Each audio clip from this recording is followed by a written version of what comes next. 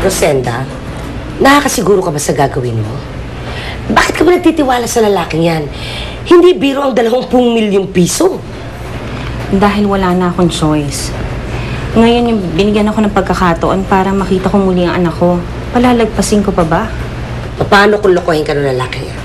Saktan ka o anong laban mo? Eto, yan yung lalaking kakatagpuin ko.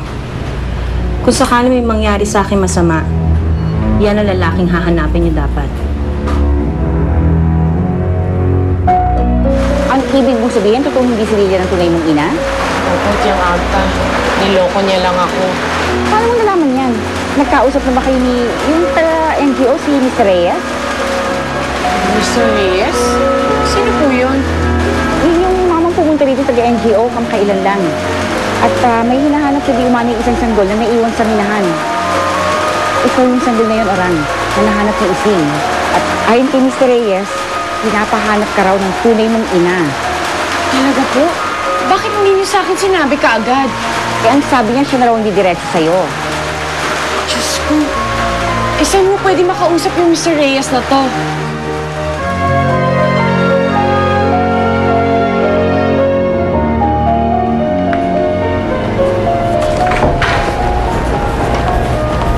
Ma'am, may bisita po kayo. Lourdes? Lourdes, napadalaw ka. Kamusta ka naman? Mabuti naman po, ma'am. Maayos naman po.